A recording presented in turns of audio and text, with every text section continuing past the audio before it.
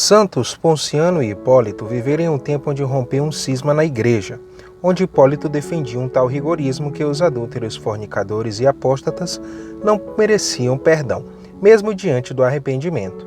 Ponciano, Papa da Misericórdia, não concordava com este duro princípio e nem outras reflexíveis cheias de boa fé, porém que não reclamavam o coração do Pai, o qual escolheu a igreja como instrumento deste amor que perdoa e salva. Ponciano, que confirmava a fé nos cristãos, diante do clima de perseguição criado pelo imperador Maximiano, foi denunciado e por isso preferiu prudentemente renunciar ao serviço do Papa, visando o bem da igreja, e acolheu o exílio.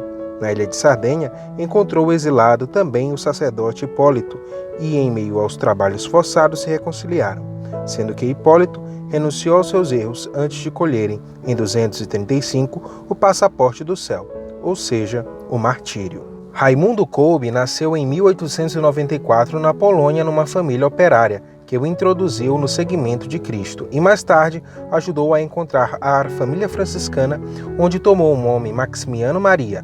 Ao ser mandado para terminar sua formação em Roma, Maximiliano, inspirado pelo seu desejo de conquistar o mundo inteiro a Cristo por meio de Maria Imaculada, fundou um movimento de apostolado mariano chamado Milícia da Imaculada.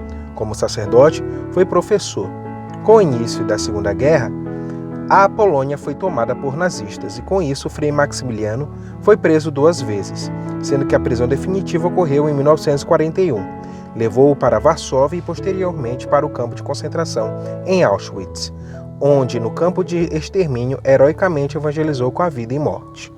Aconteceu que diante da fuga de um prisioneiro, 10 pagariam com a morte, sendo que um desesperadamente caiu em prantos. Minha mulher, meus filhinhos, não os tornarei a ver. Movido de amor que vence a morte, São Maximiliano Maria Kolbe dirigiu-se ao oficial com a decisão própria de um mártir da caridade, ou seja, substituiu o pai de família e ajudar a morrer os outros, 9, e foi aceita pois se identificou: sou um padre católico. O fato ocorrido na vida de Maria de Nazaré é proclamado como dogma de fé, ou seja, uma verdade doutrinal, pois tudo tem a ver com o seu mistério da nossa salvação.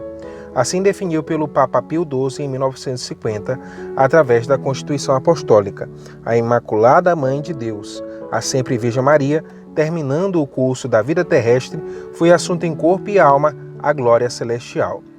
É probabilíssima e hoje bastante comum a crença de a Santíssima Virgem ter morrido antes que se realizasse a dispersão dos apóstolos e a perseguição de Herodes Agripa, no ano de 42 ou 44.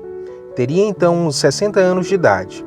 A tradição antiga, tanto escrita como arqueológica, localiza sua morte no Monte Sião, na mesma casa em que seu filho celebrou os mistérios da Eucaristia e em seguida tinha descido o Espírito Santo sobre os apóstolos. Não subiu ao céu como fez Jesus, com a sua própria virtude e poder, mas foi erguida por graça e privilégio, que Deus lhe concedeu como virgem antes do parto, no parto e depois do parto, como a Mãe de Deus. Santo Estevão nasceu em 979.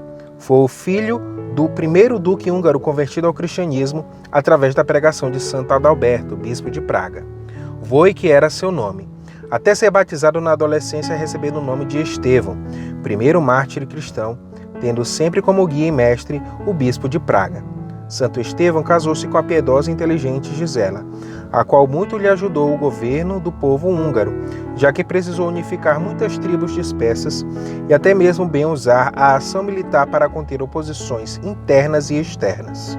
Ele, até entrar no céu em 1038, não precisou preocupar-se com a evangelização inicial do povo, mas ocupou-se do aprofundamento do seu povo na graça chamada cristianismo. De todo o coração, alma e espírito, estreitou cada vez mais a comunhão com o Papa e a Igreja de Roma, isto sem esquecer de ajudar na formação de uma hierarquia eclesiástica húngara, assim como na construção de igrejas, mosteiros e na propagação da sã doutrina católica e devoção a Nossa Senhora. Santo Estevão, por ser o primeiro rei que consagrou a sua nação a Nossa Senhora, tem uma estátua na Basílica de Nossa Senhora de Fátima e um vitral na Capela do Calvário húngaro. São Jacinto nasceu no ano de 1183 na Cracóvia e chamava-se Jacó. Com o apoio da família, ingressou para a vida religiosa tendo conhecido São Domingos de Gusmão em Roma, no ano de 1221. Desta forma, passou a fazer parte da família dominicana. Os dominicanos, por sua vez, deram-lhe o nome de Frei Jacinto. Documentos seguros indicam-nos que era pregador em Cracóvia em 1228, no convento da Santíssima Trindade, em que pregava a cruzada contra os prussianos em 1238. Morreu a 15 de agosto de 1257. Era parente do bispo de Cracóvia e durante a sua vida foram fundados conventos em Breslau, Sandomir e Danziga. Em 1228, a partir do capítulo geral dominicano de Paris, Jacinto, juntamente com os outros dominicanos, foram transferidos para a Rússia, onde sua evangelização atingiu também os Balcãs, a Prússia e a Lituânia. Substituíram os cistercienses, menos bem preparados, mas os tártaros, em 1241 e 1242, destruíram numerosos conventos e fizeram muitos mártires. Depois da passagem deles, a obra apostólica foi retomada e Jacinto retomou a Cracóvia. Jacinto é considerado apóstolo da Polônia.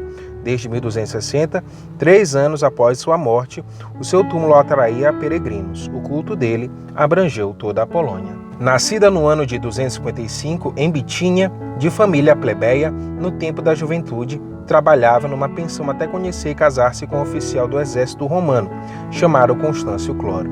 Fruto do casamento de Helena foi Constantino, o futuro imperador, o qual se tornou seu consolo quando Constâncio Cloro deixou-a para casar com a princesa Teodora e governar o Império Romano. Diante do falecimento do esposo, o filho que avançava na carreira militar substituiu o pai na função imperial e, devido à vitória alcançada nas portas de Roma, tornou-se imperador. Aconteceu que Helena converteu-se ao cristianismo, ou ainda tenha sido convertida pelo filho que decidiu seguir Jesus e proclamar em 313 o Édito de Milão, o qual deu liberdade à religião cristã, e isto depois de vencer uma terrível batalha a partir de uma visão da cruz. Certeza que é no Império Romano, a fervorosa e religiosa Santa Helena foi quem encontrou a cruz de Jesus e ajudou a Igreja de Cristo, a qual, saindo das catacumbas, pôde evangelizar e, com o auxílio de Santa Helena, construir basílicas nos lugares santos. Faleceu em 327 ou 328, na Nicomédia. São João Eudes nasceu na Normandia em 1601, no tempo em que o século XVII estava sendo marcado pelo jansenismo, quietismo e filosofismo. Ao viver numa família religiosa, João estranhou quando, externando seu desejo de consagrar-se a Deus, encontrou barreiras com o seu pai, que não foram maiores que o seu chamado do Senhor. Por isso, com 24 anos, estava sendo ordenado sacerdote. Homem de Deus, soube colher e promover os frutos do Espírito para a época, tanto assim que foi importantíssimo para a renovação e formação do clero, evangelização das massas rurais e difusão da espiritualidade, centrada nos corações de Jesus e de Maria, a qual venceu com o amor afetivo de Deus as friezas e tentações da época. São João Eudes, com as suas inúmeras missões e escritos, influenciou fortemente todo o seu país e o mundo cristão, depois de fundar a Congregação de Jesus e Maria, Eudistas, ao lado do ramo feminino, chamada Refúgio de Nossa Senhora da Caridade. São João Eudes entrou no céu em 1680 e foi canonizado em 1925.